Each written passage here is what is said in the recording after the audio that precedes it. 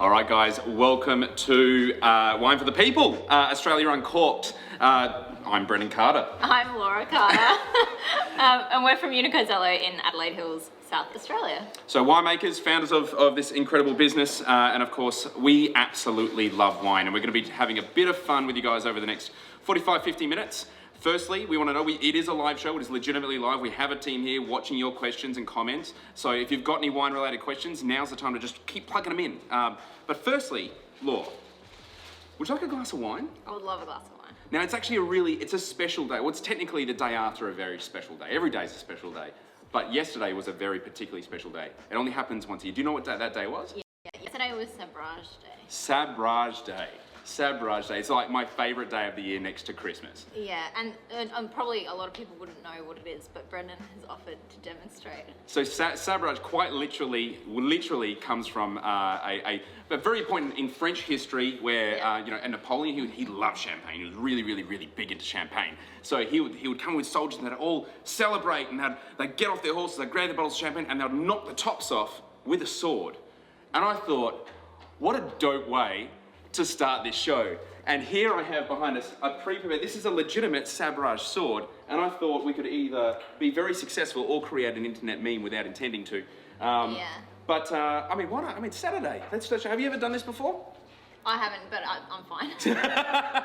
I don't recommend doing this at home. Make sure that you actually do know what we're doing. We do, of course, we are trained in these kind of things. Yeah, and if you are going to do it outside. Do it outside, of course. Also a good recommendation. Bottle pointing away from people, and you want to be sliding up. Do not hit down on this. That is a very bad thing to have happen. And in one smooth motion, just... Oh. Like that. Can I have a glass, please? All right, cheeky little sparkling to start off the day. So, shall we describe to these lovely people what we are going to be doing over the next 45 minutes? So we thought what we'd do today is we've got, I think, 8 different wines. Oh, no, we've got more, 10. Oh, man, 10 different wines. We've only got 50 minutes to do this. We've got 10 different wines from all around Australia, and we thought we would talk about the regions of Australia in the context of wine. In the context of wine. So this is a rapid-fire blind tasting. So that literally means we've tasked our team to go out and grab some of the most exciting wines from across, and historic and iconic wines from across every single state. That was the criteria. At least one wine from every single state. Sorry, Northern Territory, you just don't actually make a lot of wine, but we'd love to know if you did. And we don't even know what they are. We don't even know what order they're in, and we're gonna be tasting these things in black glasses. We don't even know the color of them. But we're gonna showcase something really, really fascinating to you guys. And that's the fact that these flavors of Australia are so incredibly unique that as wine professionals, we can actually tell exactly where they come from. I mean, sometimes. We're gonna probably fail hardcore with a lot of them, but it's gonna be really good fun. So firstly, join us, obviously, for a glass of wine. It is the end of the day. Crack a bottle open, and if you're not on the wines, you're probably on the beers. But join us anyway for a bit of fun. And we're gonna talk about how great our rural regions are at making some of the most amazing vinous projects and vinous expressions that the world indeed has ever seen. Australia's a very famous place for wine. But we're getting on with the first wine. Here we go. Are you ready? Are you ready? I'm ready. Oh, hello. Oh, all right. Tell us what you're picking up straight away, straight off the bat. There's something amazing about this thing. It's called autolytics, and that's a real nerdy way to say it's that sort of yeast-borne character. Very much autolytic. Yeah. It's like that. Probably the most similar thing is like fresh brioche or pizza dough. When that's it's a bit of an odd thing to taste in wine, right? Yeah. It's a very, very odd thing to taste in wine. Yeah, it only comes from a very few styles of wine. Well, this style, I can already tell from the smell. Okay, this style is definitely sparkling. I haven't even tried it yet. And Australia's pretty famous for a lot of sparkling wines, right? Yep, and quite a few regions. Adelaide Hills, where we are, does some sparkling wine. Tasmania, of course, and then over in Victoria too. So we're really talking about cool climate. Oh, yeah, but regions. Try this. There is not many regions that could produce something like this. It is flinty, it is delicate, but it has a robustness, mid-palate weight, super luscious. The actual bubble, the mousse, so fine. Super fine. Yeah. I reckon, what do you reckon? Where do you reckon this comes from? What's your stab? Well, for me, it's obviously someone that's got a lot of experience making sparkling, and it's got a bit of age on it too. So there's just so much complexity. So There's only one place. There's really only one place. Tasmania. I reckon it's Tasmania. Where are we, Noah? What do we got here? What do we got here? Oh, gonna do the grand reveal.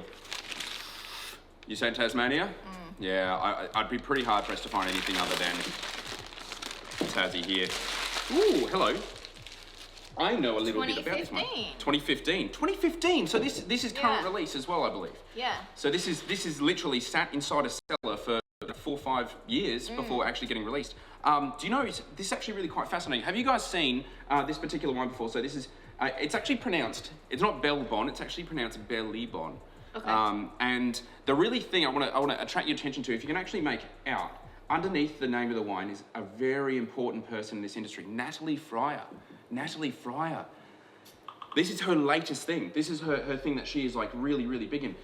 So this is, Natalie Fryer is one of our foremost sparkling winemakers. In fact, globally, she's one of the most sort of awarded sparkling winemakers. Sat at the helm of Jans, the other yeah, incredible. probably our most famous sparkling producer in Australia. So Tasmania has an amazing reputation for this. And I was doing a little bit of research into some sort of viticultural nerdy stuff today. Do you know that Tasmania has only around about 42 hectares of planted vines? What, that's it? Do you know Queensland has over 200 hectares of planted vines? 42 hectares of vine. There are some wineries in South Australia that that's the size of the entire winery. And you're saying all of Tasmania. The entire state. The entire state, yeah, only has like a tiny amount of, but think of the reputation that Tasmania has. And it's one of those raw, untouched places, one of the most picturesque places. I mean, and in fact, obviously one of the coldest places that you can possibly go to. Which is why you could do sparkling there, because the main thing about sparkling is that acidity. You need either Pinot Noir or Chardonnay that's going to hold its acidity, pick a little bit earlier, and then make it into sparkling. And of course, Tasmania. Tasmania is freezing almost all the time. It is pretty freezing all the time. I mean, at the moment, Adelaide Hills is pretty cold, but this is pretty freezing. Yeah. So jumping quickly across to question time. Very quick question coming in from from Christy Hewell. Thank you so much, Christy, for chiming in. I missed what your t-shirt means, Unico. Unico is the name of our winery here in the Adelaide Hills. It literally means unique, or in the absence of anything, uniqueness. Yeah. Now, we do have 10 wines to go on with, and Noah is at the ready, chomping at the bit to be able to bring us the next one. That was a really good wine. That was stunning, in fact. That's probably one of the most amazing examples of. In fact, Tyson Stelzer was writing about this not so long ago. Was one of the most amazing. Tyson's an amazing. And he specialises in champagne and sparkling wine. Literally blown away at the quality of this in reference to all the sparklings in the world. So Tasmania, really sort of pushing the boundaries on and hitting well and truly above its viticultural weight. Ooh, are you ready for the next one? I'm very excited. I'm very excited. And if that's where we're starting, then that's pretty amazing. Thank you. Thank you. So Unico, unique, that's our, or Unico Zelo means unique seal in Italian. And we actually specialise in alternative varieties. So we make Fiano and dabble. We don't make a whole lot of Shiraz and Pinot like these classic wines and varieties, but we love tasting them because they're where Australia started. It's literally the history, and Australia's got a rich history, a very, very rich history in crafting some of the most amazing wines, right back from the 1800s, in fact. Yep. All right, shall we jump ahead? Forge ahead mightily. All right. A little bit closed. When we say it's a little bit closed, it's not like super volatile. It's not sort of jumping out straight at you. You almost need to search for this wine a little bit more. It's actually quite alluring, very seductive.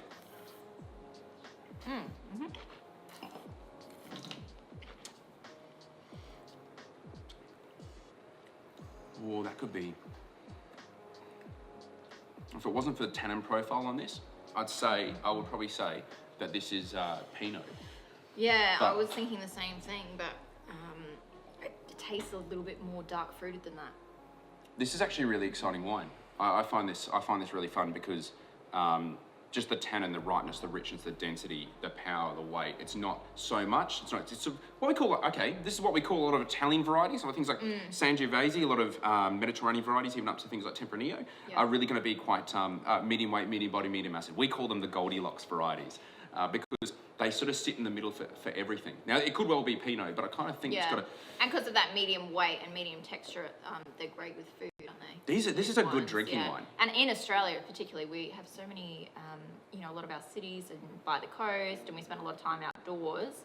And the majority of the time, our weather is pretty mild. And these are the kinds of wines that are just beautiful drinking out on the veranda. Absolutely. Well, I'm going to take a stab at this. I'm going to say that this is a medium-bodied variety. I'm going to say it's probably something like a Sangiovese. Yeah. I'd agree with that. Could maybe from the Riverland. Maybe from or even like cool King Valley. There's King Valley. Some Sangiovese planted there. Oh yeah, King Valley I think is the home variety. We're going to go. What are we? King Valley. What do we know? Where are we? Ho ho ho ho ho ho ho. All right. What is this wine? This is an interesting one. What's that, Law? Tempranillo. All right. Oh, we got halfway there. I think we got halfway. So From the Granite Belt. Originally from Spain, Tempranillo the variety. From the Granite Belt, so Queensland. From Queensland. Who would have thought humble old Queensland? A lot of people actually don't understand Queensland so much when it comes to wine because, South Australia has a bit of a reputation. Tasmania has a bit of a reputation, right? Yeah. But Queensland, though, I'm quite fascinated. I'm originally from Queensland. I'm a Brizzy boy, adopted into South Australia. And did you know that, so whilst up here, Adelaide Hills, we're known as like a cool region, cool climate region. We've got elevation up here, 500 metres above sea level. You go winding roads all the way get up to Adelaide Hills. Granite Belt starts at about 650 metres above. And it goes to 1,300 metres above sea level. Yeah. So we're obviously a very hot In fact, place. there's probably nowhere else in Australia that's that high elevation. Maybe Tasmania? Yeah, maybe. Yeah. In terms of maybe parts around sort of like King Valley, maybe. Yeah. Like other parts of And Victoria. I guess that's why they can be so far north in Australia and so close to Brisbane, which is warm. But if you have the elevation... well, did you know they get 500 mil of rain a year? Yeah, perfect. 500 mil of rain a year. That is less rain than we get in the Adelaide. And they're in Queensland. And this is actually a really cool, great variety in general because it's such easy drinking. Like you can imagine, an actual wine itself needs to be really respondent to where it is grown and the people that live around it. I could easily imagine sitting in good old Brizzy having a bit of a swill on this. But only 2 hours from Brisbane, Granite Belt. Yeah. Hop, skip and a jump. And if that's too far, make a weekend of it. Stay over the weekend, It's actually a really beautiful place. So how long have they been growing grapes there? In Granite Belt? In Granite Belt, quite a fair time. In fact, Golden Grove. Golden Grove was, I think, established in the 40s. Right. Like originally was established in the 40s, and I'm pretty confident it's still in the same family today. Yeah. So if you hear about stories like this coming from South Australia, oh yeah, mum, grandma, great grandma established, this amazing vineyard in the 40s. That'd be one of the grandest estates by now. It's just, I think maybe because in Queensland it doesn't have a great reputation for it, but if they keep producing wines like that, they're going to get one. They're going to get that are really just one. It's not Shiraz, but it's a completely different take on these sort of things. Yeah. Well, even Adelaide Hills is only, now it's a world-renowned region, but it was established in the 80s. Yeah. It's only 30 years very, old, very young. so you never know. Well, this is fun. This is one of those things with this particular variety I feel that you can just absolutely jump straight onto. That is, if that's not Pinot, I don't know what is. Yeah, but... If that is not Pinot. Kind of like stemmy Pinot, it's not that real primary fruit Pinot, like... Oh, this is next level Pinot. Where does next level Pinot come from in Australia? Obviously, there's Tassie. Pretty cold, a bit too cold for this sort of richness of fruit, but we're really talking Victoria. Yeah, Victoria. Tasmania does some cool stuff. Pinot, but yeah, Victoria and lots of different regions of Victoria doing amazing Pinot. If you were to pick, it's Yarra Valley, known for amazing amounts of Pinot, but I think that the pinnacle for me isn't north of the city of Melbourne. It's south of the city of Melbourne. It's so close. Yeah, where it's cooler. It's only an hour. Yeah, if that. If you know the roads, you know the way around. I reckon you could be both Yarra Valley and Mornington, in fact. So I'm gonna take a step. Look, firstly, I feel this is totally Pinot. Yeah. You can tell from the smell straight away. It has a really unique smell. And not a lot of tannin either, which is always a hallmark of Pinot. Beautiful, a little bit stemmy, a little bit green. Yeah. Very alluring. What do we got here, Noah?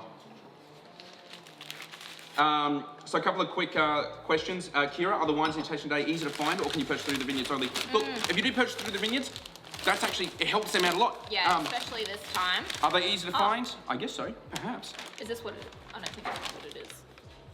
I've given you the wrong one. Oh, we've had a reveal. Let's have a look here. So, and what's your favourite drop from Kimberly? Favourite drop. It depends. Our favourite drop. Oh man, it depends on what you're eating, who you're with, what the season is. What music you're listening to, what food you're having with it. Hey! Moraduk McIntyre, awesome. Pinot Noir.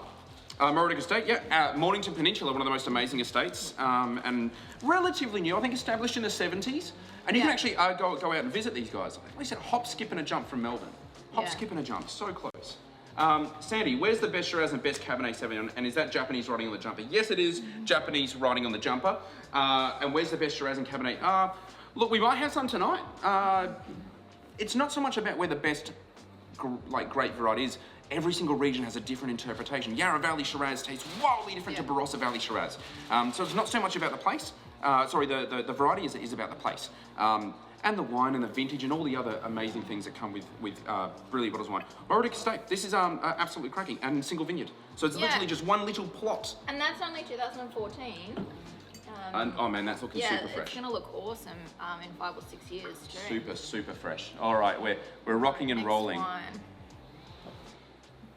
Oh, can I? Tide's out, Nate. Tide's. How are we getting food?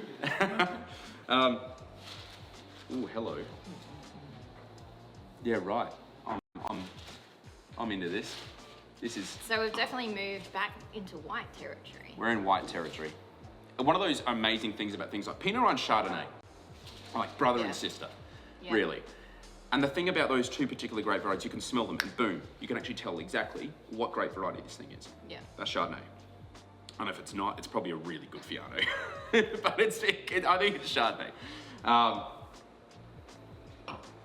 Oh man, that is next level. The team have been really kind to us in finding these wines. The team have been really good. Yeah, wow. All right, Chardonnay of this level, Lord. And so Chardonnay has always, as long as I've worked in wine, now probably almost 10 years, Chardonnay is quite challenging for a lot of people. It's you either love it or you hate it. And often it comes down to the oak as well. Like the way Australia was making Chardonnay in the 80s was with a lot of oak, and that's sort of what we were famous for. But now, like this style, and the Chardonnays that are coming out of whether it's Victoria or Tasmania, Adelaide Hills even, there's a lot more technique and delicacy to the wines. Do you know, all the time I encounter people like, you know what, I don't drink, you know, it was what we called ABC. What was it called? Anything but Chardonnay? You know, but nowadays I encounter a lot of people that actually go, you know what, I don't really like Chardonnay, but they love Chablis. Chablis is a tiny little area of France that is known actually for making lots of Chardonnay. They just call it Chablis. It's just a different style. Chardonnays are really like, you can play with this type of style really, really well. It's a wine style. But do you pick up on the one thing that gives, there's a tell. This wine tells you something. It's the salinity of it. Yeah.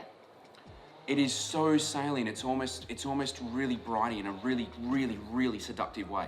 And it's offset with this amazing oak. This is a seaside place.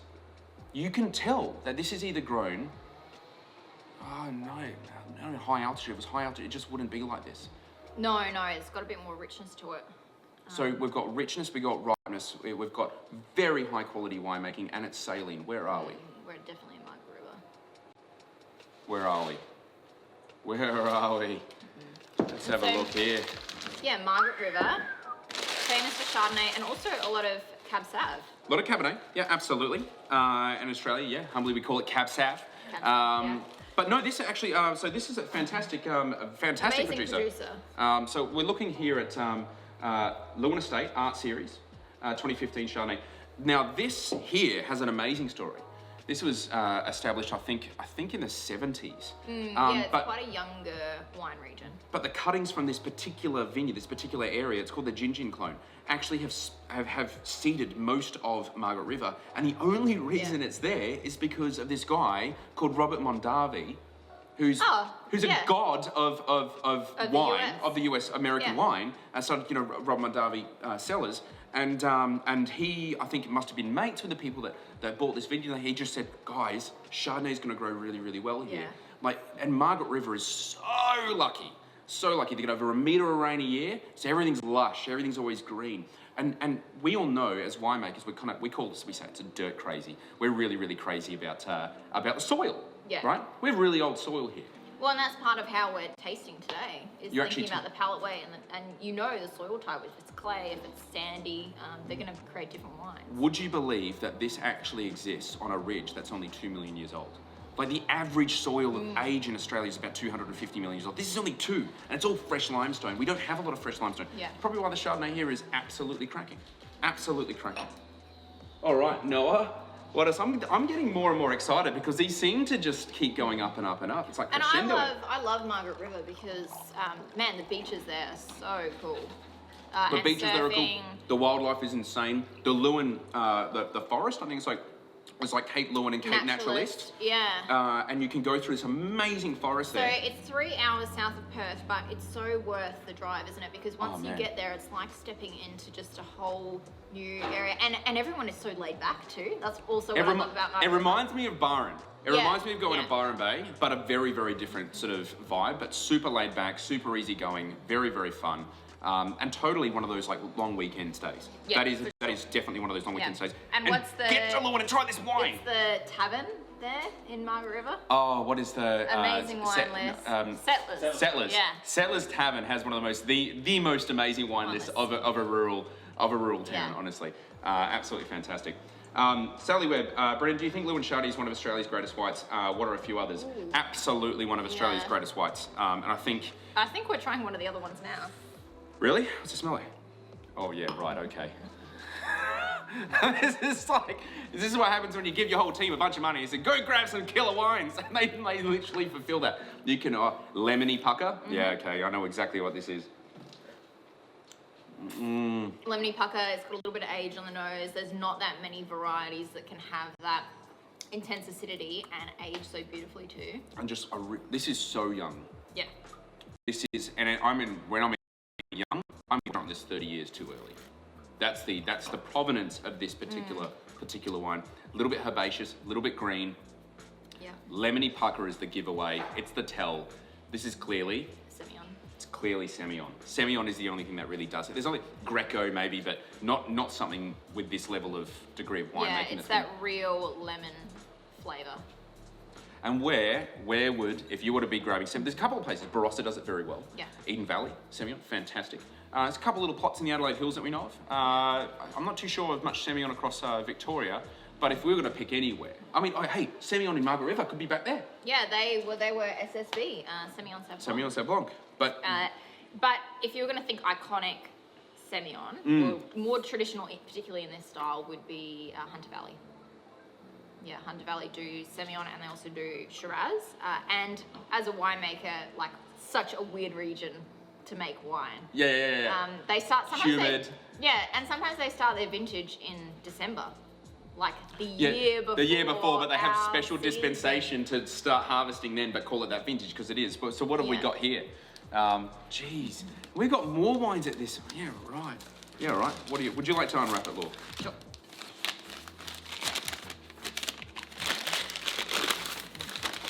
Yeah, and like definitely you could age this so much longer than we're Just drinking it. tear it apart. Yeah. Well hidden. Well hidden. What do we got? That's right. Wow, Nailed it, one. 2012. 2012. What? Really? Yeah, right.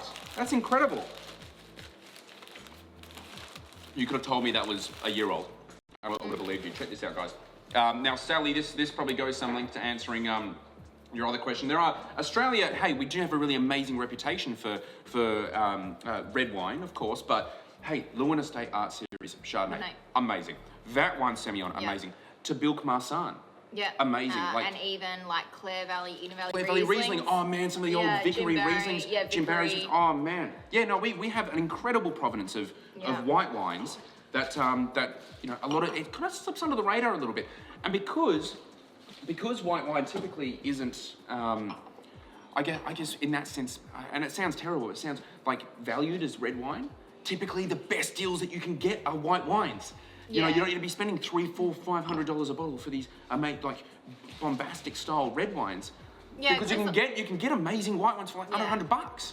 You know, especially, and that's if you're treating yourself. But even as you further go down the, you know, typically you'll find a red equivalent of a white in the same range of a winery's portfolio, I guess. The white's always going to be that little bit cheaper. Yeah. And it's actually a remarkable deal. So that's insider's tip, pro tip right there. All right, jumping straight on to the next wine. Man, this is rapid pace. All right, yeah, I know. This is rapid pace. Oh, man, we're only halfway. It's halfway. All right, cool. All right. What do we? So we're back in red territory now. Right, you reckon? You reckon? All right.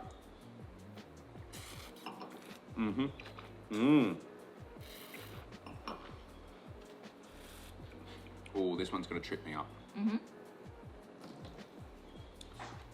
It's a little bit herbaceous. It's the oak on it though. So it's definitely red, without a shadow of a doubt. It's red because it's got a richness, a lusciousness to this. It is really pretty. You know, it's not. Oh man, and it's either a really well made, like Barossa Eden from a cooler vintage, or it's gonna be something out of, I don't know, maybe Victoria. Yeah, I don't think it's Barossa. Barossa tends to have like a real plum and blackcurrant flavour. All right. Do you want to? We'll split the diff. We'll see who's right and who's wrong. Yeah. All right. I'm going Barossa, Shiraz. You're going. Barossa, Shiraz. I reckon it could be like a really cool climate, like Syrah thingo. God.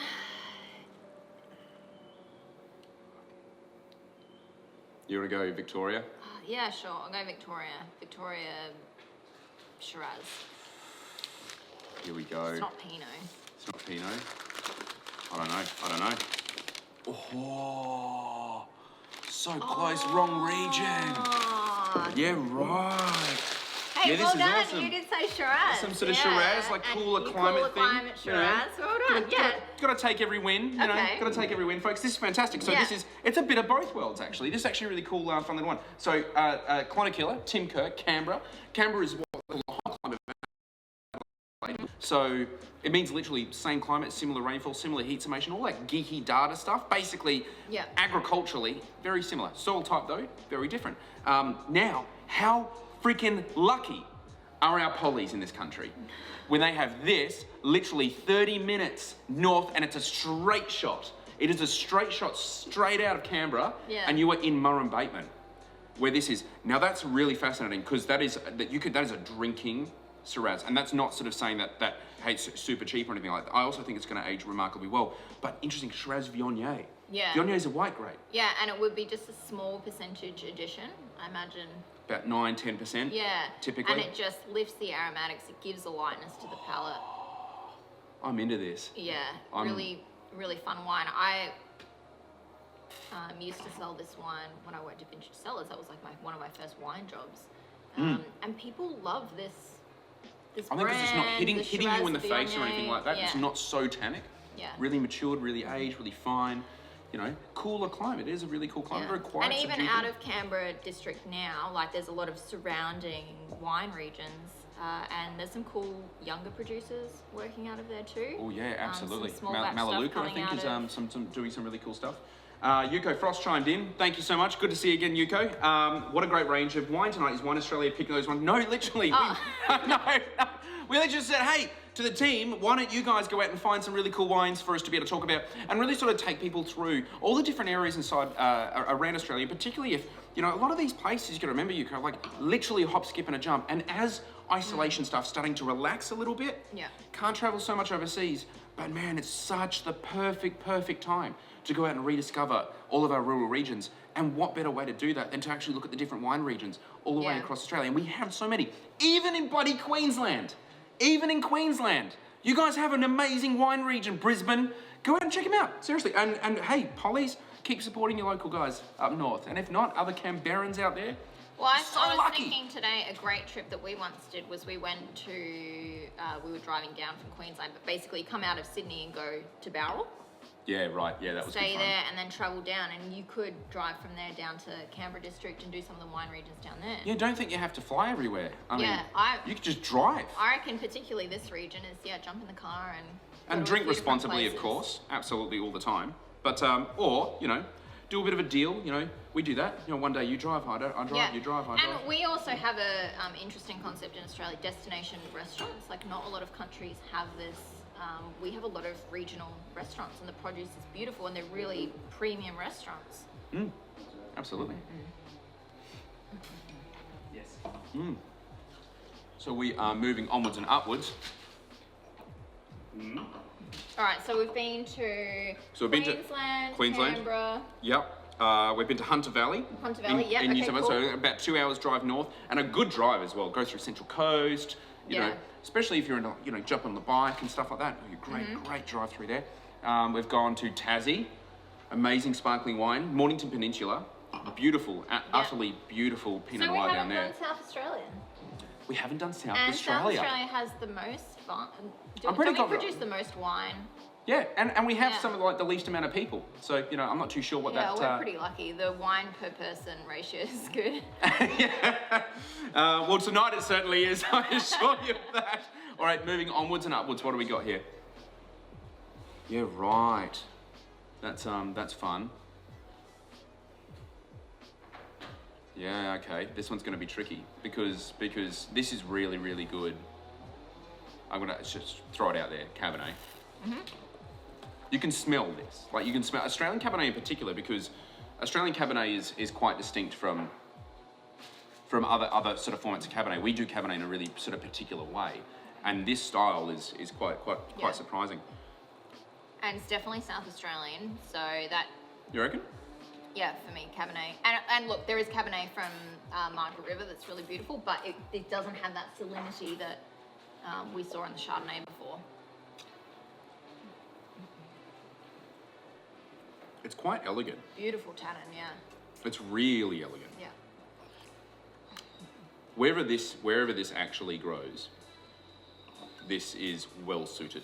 This is almost perfectly suited for this. And when I mean that, when we reference the old world quite a lot, we reference, you know, France, we reference Bordeaux. Bordeaux is the home of Cabernet Sauvignon, Cabernet Franc, Merlot. These are the Bordeaux grape varieties.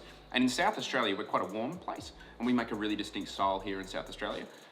This feels dainty. This feels very elegant. So either it's come from a very cool region, or like cool climate, or a cool region. It's going to happen in one of those things, like a cool vintage or something like that. What do we? Okay.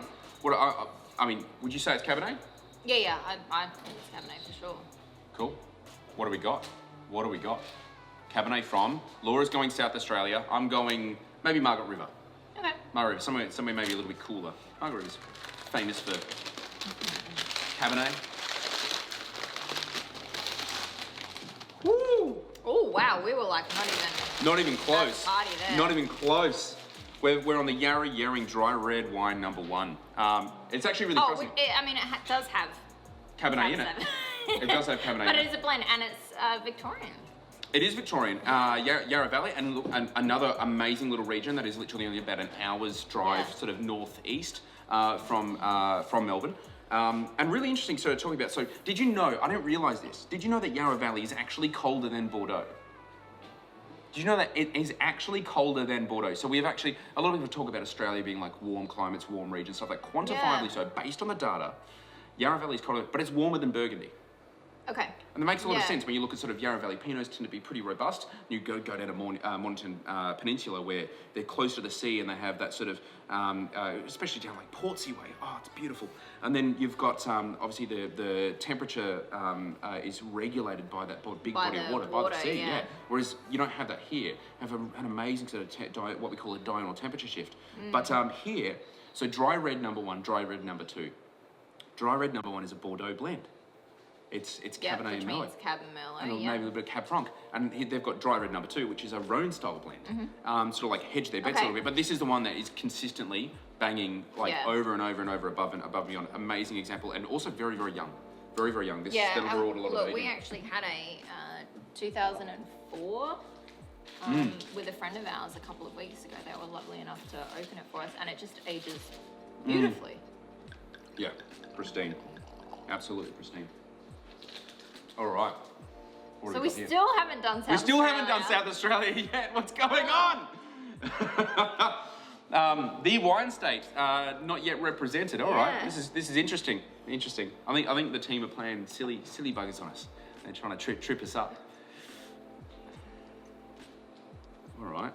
You know, you said something about blue fruits just before when I was like, that smells like blue fruits. Yeah, blue fruits, dark fruits. Normally Shiraz gives that, and certainly Barossa Valley in particular, like that really intense plum character. And that's what has been so unique about Australian reds. Yeah, is the I guess the pristineness of this fruit, the pristineness of and clarity of all of everything that goes into these grapes here. Obviously, we have one of the most amazing sunlight exposures in the world. No.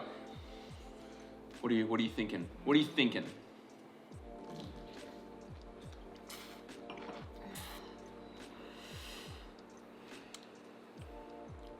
If that ain't Shiraz, man. If that is not Shiraz, I don't know what is. Yeah, it's got to be Shiraz for me. That real sweet fruit. The tannin though. And tannin. Soft. Yeah. I think Shiraz pretty much defines the idea of when people go, oh, that wine's really smooth. What they mean is that it reminds me of Shiraz. Shiraz has a smoothness to it because rich, luscious, mid-palate weight. It's just wishy-washy and just, it's just so seductive. It's like gigantic, blocks of Cadbury. And you know how it just melts. You're like, it's so tasty. Yeah. I'd bet my bottom dollar it's definitely Shiraz. I'm hoping it's from South Australia because we're talking about Shiraz and we're talking about the place that has made Shiraz so incredibly popular. Yeah. Yeah. Globally, this built style, an entire reputation. What do you reckon? What do you reckon it is? I'm thinking Shiraz Barossa? as well. Yeah. Barossa? Shiraz. Right. Incredible winemaking, like very technically correct. Technically correct, yeah. And not over the top. Like there's a bit of a deft hand going on here. Yeah, there's an elegance to it. Well, if anyone's going to be really good at making Shiraz, mate, it's probably going to be Henschke. Probably going to be Henschke. Now, you know a little bit about this one because you used to work there. Yes. For a fair few years. Yeah, What, that was Mount Edelston? My first cellar job. Yeah, Mount Edelston, cool. So what can you tell us about Mount Edelston? Because I don't actually know that much about it. So Barossa Valley is actually, or this is Eden Valley, very close together. Eden Valley is different because slightly higher elevation, but a lot of old vines in Barossa, to the extent that they actually have a vine charter for vine age in the Barossa and Eden Valley. This is over 100 years old, and they've been making this wine since the 1950s. The Henschke family, so sixth generation family winery. Yeah, right. Just amazing. Non-stop. It's like so much heritage. And if you've been making the same wine off the same vineyard for that many years, you're going to get pretty good at it. Well, they just got really good at it. Their Hill of Grace. Yeah. Apparently people are getting 99, 100 points. I think it was the 2015 vintage. Yeah, and Hill of Grace is what most people connect Henschke with. Yeah. But I've always personally loved Mount Edelston because the story of that is quite different. Hill of Grace it's a block of different varieties. They use the Shiraz to make Hill of Grace, whereas Mount Edelston is only Shiraz. So it's one of the first. One of the first single vineyard wines, and then also when Mount Edelston was made into a wine, that was the transition from when Barossa Valley was moving out of making fortified wine spirit into making dry table wine. Like Australia didn't make dry table wine until after the 1950s. And that was with the populate or perish movement. Basically, a whole bunch of people came across from Europe. It was war-torn. We gave them free passage out here. And they brought with them tasty stuff. They brought with them espresso machines, pasta machines, awesome. Yeah. And a thirst for dry wine. Yeah. And completely revolutionized. But I believe it was Cyril Henschke, was Yes. the sort of proprietor at the time of Henschke, completely changed sort of the concept of what is going on with he dry went over wine. to France. He had a scholarship over there and saw what they were doing and said, well, I actually reckon we could do this in Australia. We could do this in Eden Valley. And have done very, very, very successfully. All right, moving onwards and upwards, or sideways. I'm not sure if you go up from that. That's pretty amazing. What are you guys drinking at home? We want to know where you guys are. And have you guys been out here? What is your closest wine region? I think is going to be the most amazing thing. All right, what do we got here?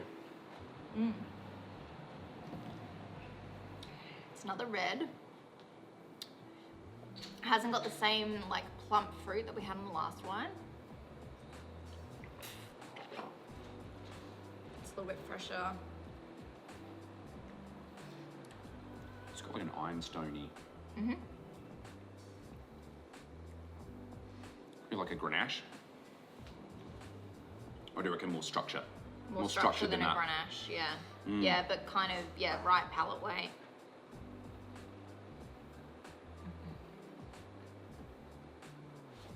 Merlot.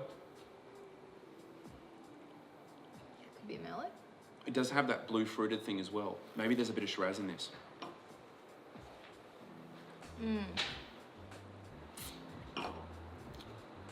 I reckon it's got to be South Australian.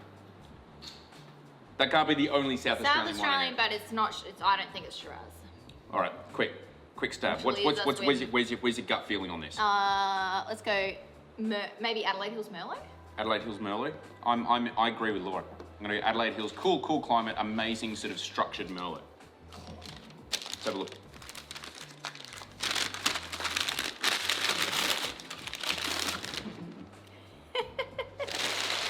Yeah, right. No, definitely not Merlot. It is definitely not. To prove that we're doing these wines blind, that is definitely Cabernet.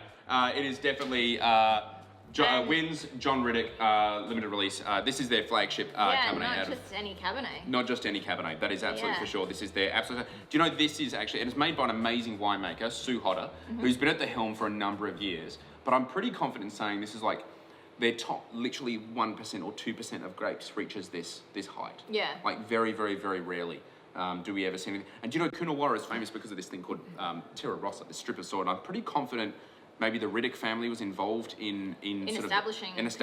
Yeah. And I'll see if I can show you this quick little graphic on the back. That there highlights something, this tiny little strip. It's 2 kilometres wide by 25 kilometres long of red soil. It's like a giant cigar-shaped plot of land where basically all of the most amazing, styles of obviously Cabernet. Really, and super long lived. Like this is one of the most collected wines in Australia. And two female winemakers, Sue and Sarah, and they've both been working there for over 10 years. And I did an event with Sarah last year, and she just said, because you kind of think if you've been working with the same vineyards for 10 years, does it get boring?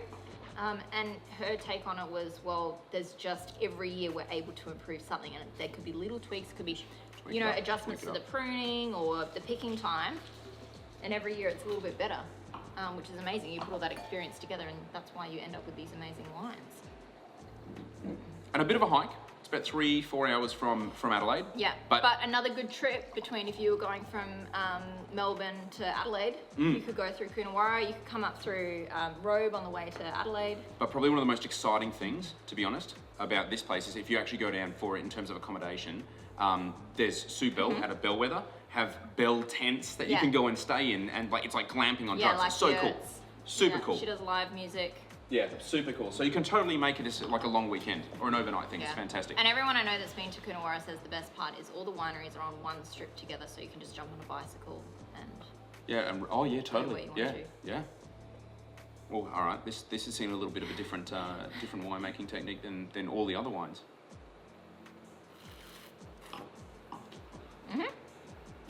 And it's bubbly. It's frizzante. It's very bubbly. It's super refreshing after having some tannic reds. That is super, super, super refreshing. Yeah. I'm cool. This is not like this. This is something that is completely different. Completely different. It's a little bit edgy. There's a small amount of funk there, but just so delightful. What do we got here? Because this is completely different. This is completely and utterly different. It is something that's So it has bubbles, but it's not traditional sparkling like we have before. No, this is something in the industry we'll call pet nat, and probably this is cool.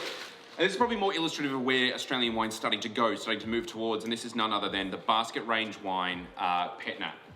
Probably one of the more exciting of the producers, very, very avant-garde producers based in Adelaide Hills doing some absolutely incredible things. A little bit weird, a little bit funky. It's sort of like a merging of different types of techniques. I think the whole gist of this is trying to showcase the rawness of a particular site, the rawness of the grape. But what about that?